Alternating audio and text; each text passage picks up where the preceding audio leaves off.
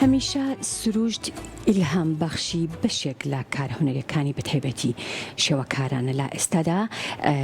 لە گالەری سپیدار یاخود گالەری سپیدار لە شاری پیرانشار بەشێک لە چالەکیەکانی لە پارکی نیلۆڤەر دەکاتەوە کە تیایدا بەشێکی زۆر لە فێرخوازان پێیان وایە کە سروشت ڕۆڵێکی گەورەی هەیە لە فێربوون و هەروەها وەک سەرچاوەی ئیلهام بەخش وەسفی دەکەن.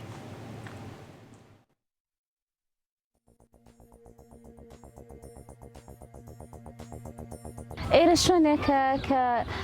لە نەزەر ئامۆزەشیەوە فێرگەکان بەڕاستی دەتوان زۆر بە جوانی کەڵکی لێوەرگرن چونکە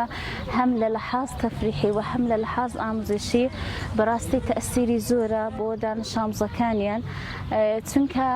فەزای باز و تەبیعەت باعیز دەبێت کە زیهنی دانش ئامۆزەکان بکرێتەوە هەم بۆ فێربوونش دەکەی هەمیش ئەوەی کە بتوانن خاترەیەکی باش لەو فەزا ئامۆزشیدا لە زیهنیاندا تەسویرسازی بکرێت.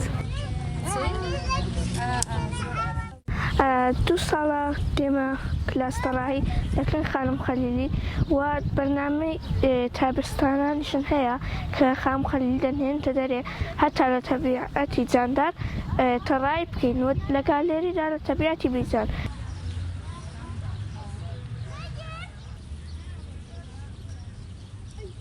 حدوداً دومین بار ئەمە لە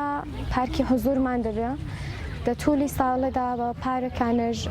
دەیبردینە تەبیعەتی دەرەوە کە لە نەفەر مثلن بە سوورەتی زێندا یادەنا تەبیعەتی بیجان لەوانە تەڕاحی بکەین و تەڕەح بچێشینەوە بە تا بەلانیش زۆری لە ڕازی بووینە.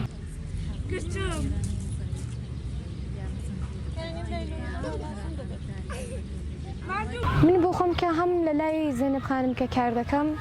ئەکاسێکەش لە پاڵ ئەو ئیدامە دەدەم ینی ئەوەی کە واسارە هونەریانێکە ئەو کاری لەسەر دەکات تا ئێستا کە توانی بم چەندین لێک لەو ئاسارانی ئەو بۆ جوبینێ سەبتی کەم و